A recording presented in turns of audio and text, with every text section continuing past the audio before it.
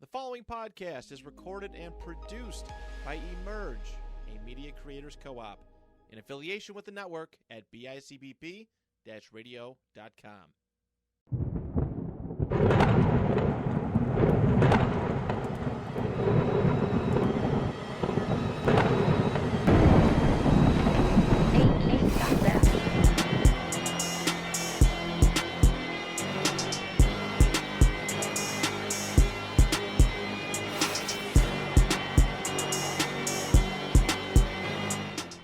Hello everybody, it's Jules here. Real quick, if you watch the NFL, you know we in some dangerous territory. We're gonna get in that in a few minutes, but I want to let you guys know we are here every week. We're trying to provide new, fresh content for you guys. So if you make sure you like, comment, subscribe. If you like what you hear here, I'm not gonna lie, your opinion has arrived. I'm like this is interesting. So without further ado, let's get right into it. We're going to talk about three what's. What's the issue, what caused the issue, and what changed. And the last thing is going to be how we feel about all of this. So to start it off, what is the issue at hand? The NFL wants explosive plays, offense, points. That's what they want. You know, when we had guys like Brady, guys like Breeze, Manning, you know, that was a great era and all that. And I'm not saying that we strayed away from that. I do think the talent in the NFL has only grown.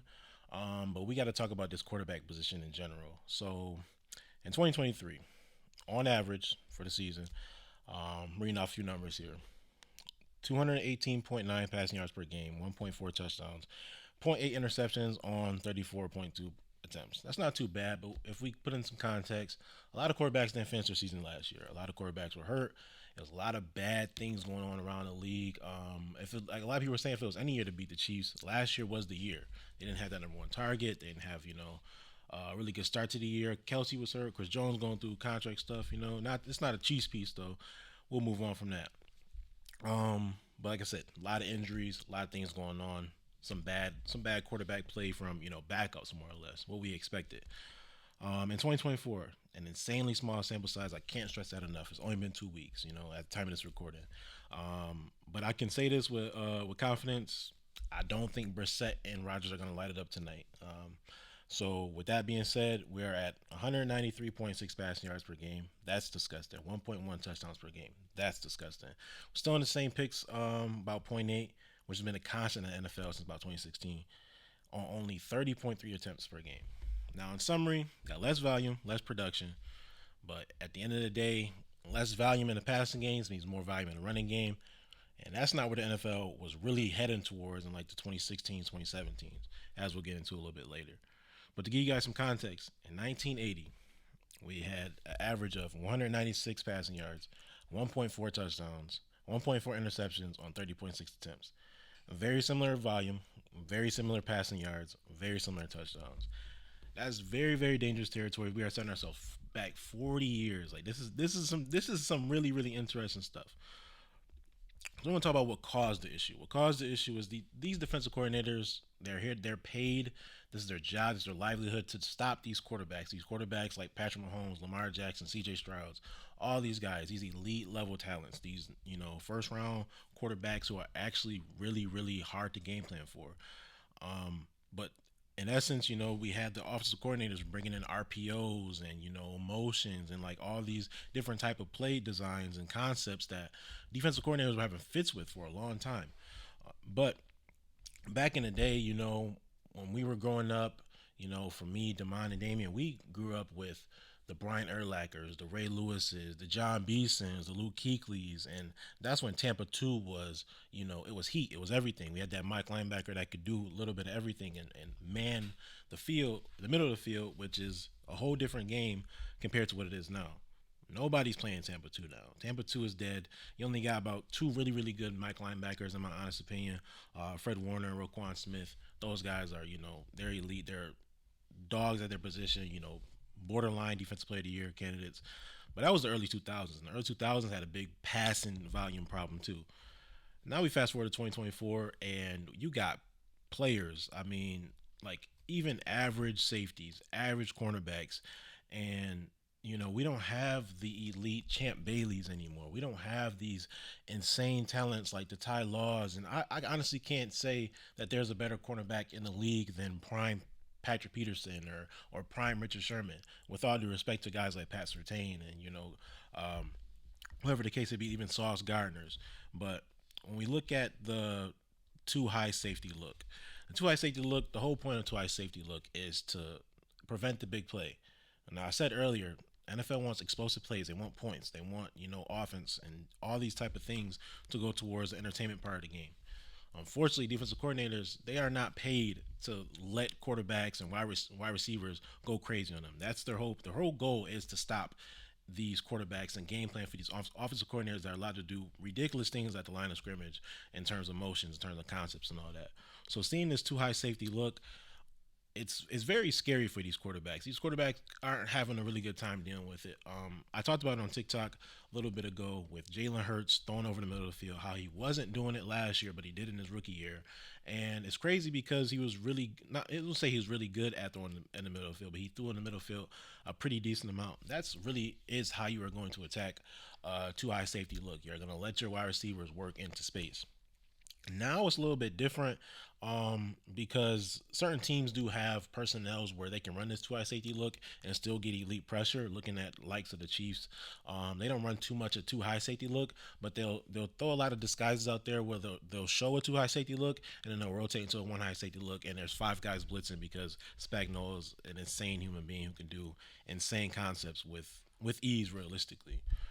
So as we move into what changed for these quarterbacks, well, there was a guy who was very prominent back in 2017, 2018. His name was Vic Fangio. He really honed in this too high safety look, and it landed him a successful, career. He's a great defensive coordinator. He's still in the league today. He's a defensive coordinator for the Philadelphia Eagles. So far they aren't looking too good, but it did land him a coaching job because it should have. He led that Bears team to a really, really good year with even Mitch Trubisky at quarterback. They even had a really good defense where they were putting up a lot of points on the defensive end. They had some of the most elite, defensive celebrations at the time. A lot of guys felt like they'd like to play for Vic Fangio. But unfortunately now, fast forward to 2024, Vic Fangio, he's just one of many defensive coordinators that are running this kind of look. The Bills run it, the Niners run it a little bit. All these elite teams that go up big or go up even a score and put the pressure on the quarterback to realistically, you got to make a play underneath. That's hard to do for these stubborn guys who came out of college playing this gunslinger role, looking at guys like Caleb Williams. My opinion has not really changed on Caleb Williams. I think he's going to be a great quarterback. But to sit there and have him throw behind the line of scrimmage was not what I expected for Caleb Williams. But it's not like they're really running too much of too high safeties against him. But when you go down 2 scores, you will see a lot of too high safeties because you are literally forced to beat them over the middle of the field. And, a lot of these wide receivers, like no disrespect to, Keenan Allen, but Keenan Allen didn't play. But are you going to fear Keenan Allen down 2 touchdowns over the middle of the field? Probably not. So that's what's changed really for these quarterbacks. So they are forced to throw behind the line of scrimmage. And if I showed you guys Patrick Mahomes' passing chart from the Week 2 win against the Bengals, you would probably be disgusted because Patrick Mahomes has this, this stigma, this aura that he throws down the field and he makes these big plays and he does all these things. I think he had 13 completions behind the line of scrimmage. That's a very, very different number if we flash back all the way to the 2018 season. Mahomes threw for 50 touchdowns. 50 touchdowns, realistically, like his rookie year. I mean, you don't see stuff like that, but he had the fastest player in the NFL with Tyreek Hill. He had the best tight end in the league with Travis Kelce and one of the best coaches with Andy Reid. This is 2018. This is when the league really started to see this huge jump. Tyreek Hill, 4th most explosive plays percentage, 21%. The Chiefs overall was 1st in explosive play rate.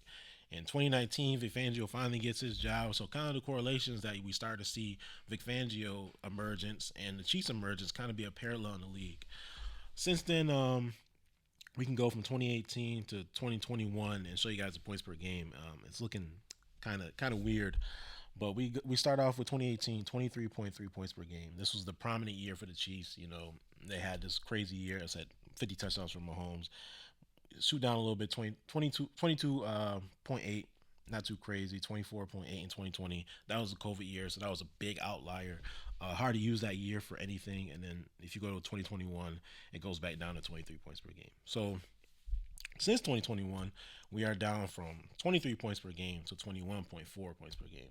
That's pretty abysmal when you consider that the NFL at this time were taking away kickoffs. They were taking away kickoffs for safety, for offense to be on the field more, to throw more. And now they're introducing, kickoff rules where they start on 30 now. Stuff like that is just alarming, where they're trying to create more and more offensive, scoring and plays like that.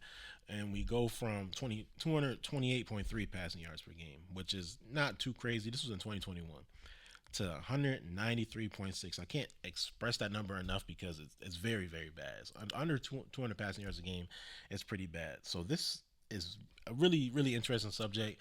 It's a small sample size, so I don't want to say too much about the NFL talent at quarterback. And, realistically, are we cooked as, overall as a fan base? Do we have to temper expectations for quarterbacks coming into the league, quarterbacks that are currently in the league, and the ones that have already left the league and retired? How do we look at them? Do we look at them in a different light?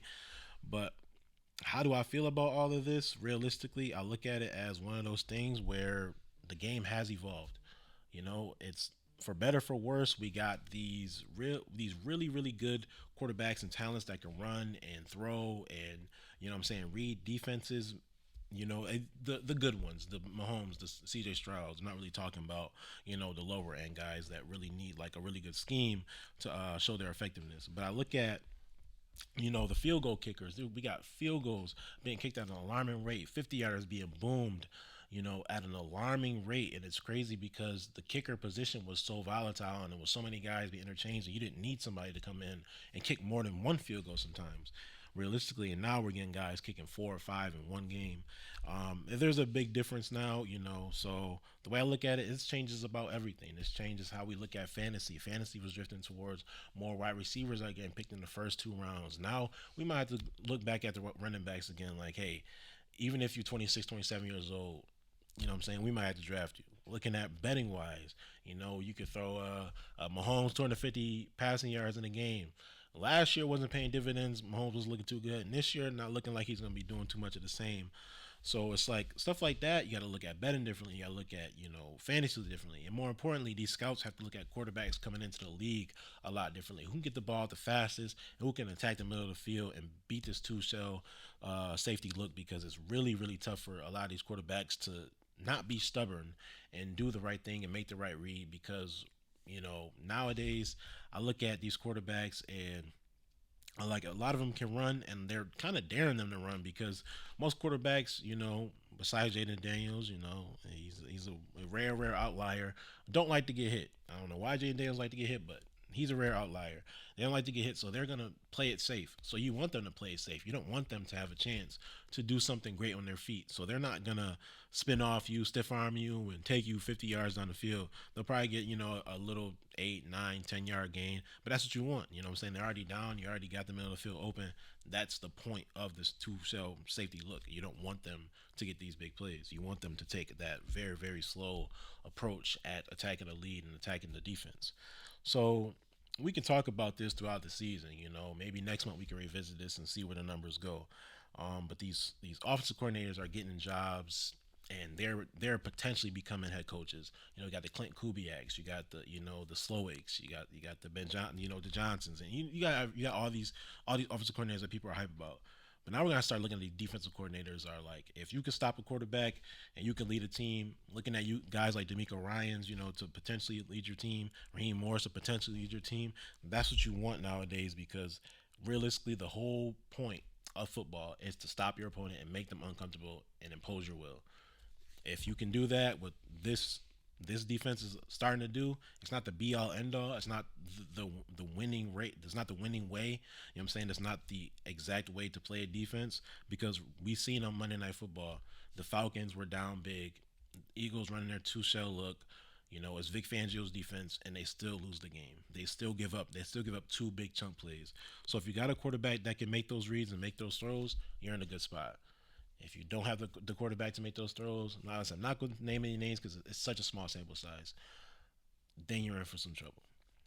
But that's all I got for you guys today. Thank you guys for joining me. Once again, if you like what you heard here, if your opinion has arrived, you're going to use this and talk to your friends saying, hey, I learned about 𝗏𝗏 look today. I learned about this guy and that guy and throwing charts and all that. You know what I'm saying? Just say your boy Jules sent you. It's no big deal. But make sure you like, comment, subscribe, and we'll see you guys on the next one.